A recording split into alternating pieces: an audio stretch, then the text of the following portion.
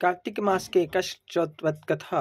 पार्वती जी कहती हैं, हे भाग्यशाली लंबोदर, भाषण करता में श्रेष्ठ कार्तिक कृष्ण चतुर्थी को कृष्ण नाम वाले गणेश जी की पूजा किस भांति से करनी चाहिए। श्री कृष्ण जी कहते हैं, अपनी माता की बात सुनकर गणेश जी ने कहा कि कार्तिक कृष्ण चतुर्थी का नाम संकटा है। उस दिन पिंग नामक गणेश जी की पूजा करनी चाहिए। पूजन पूर्वोक्त रीति से करना उचित है। भोजन एक बार करना चाहिए। व्रत और पूजन के बाद ब्राह्मण भोजन कराकर स्वयं मौन होकर भोजन करना चाहिए। मैं इस व्रत का महात्म्य कह रहा हूँ, सावधानी पूर्वक श्रवण कीजिए। कार्तिक कृष्ण शंकर चतुर्थी को घी और उड़द मिलाकर हवन करना चाहिए। ऐसा करने से मनुष्य को सर्व सिद्धि प्राप्त होती है। श्री कृष्ण जी ने कहा, वृतासुर दैत्य ने त्रिभुवन को जीत करके संपूर्ण देवों को परतंत्र कर दिया। उसने देवता को उनके लोकों से निष्कासित कर दिया। हैरान परेशान सभी देवेंद्र के नेतृत्व में भगवान विष्णु के शरणागत हुए। देवों की बात सुनकर विष्णु ने कहा, समुद्र द्वीप में बसने के कारण वत्तासुर एवं अन्य राक्षसगण निरापद होकर उच्छल एवं बलशाली हो गए हैं। पितामह ब्रह्मा जी से किसी देव के द्वारा न मरने का उन्होंने वर प्राप्त कर लिया है। अतः आप लोग अगस्त मुनि को प्रसन्न करें। वे मुनि समुद्र को भिजावेंगे। तब दैत्य लोग अपने पिता के पास चले गए। आप लोग सुरपूर्वक स्वरलोक में निवास करने लगेंगे। अतः आप लोगों का कार्य अगस्त मुनि की सहायता से पूरा होगा।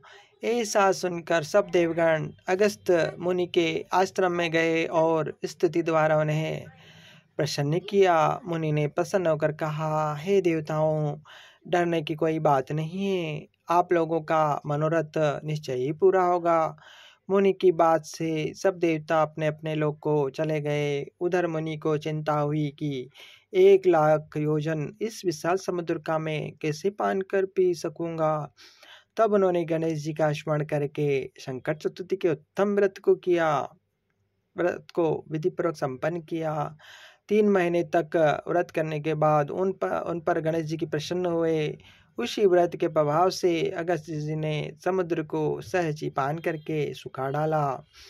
यह उसी व्रत का प्रभाव था कि अर्जुन ने निवात कवच आदि संपूर्ण दैत्यों को पराजित कर दिया।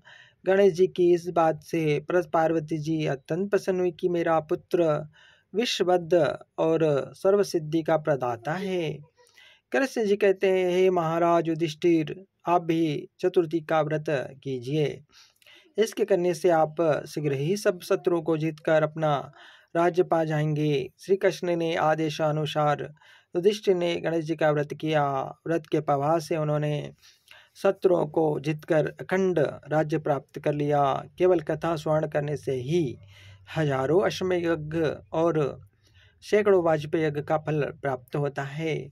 साथ ही पुत्र पौत्र आदि की भी वृद्धि होती है। ओम जय गणेशाय नमः।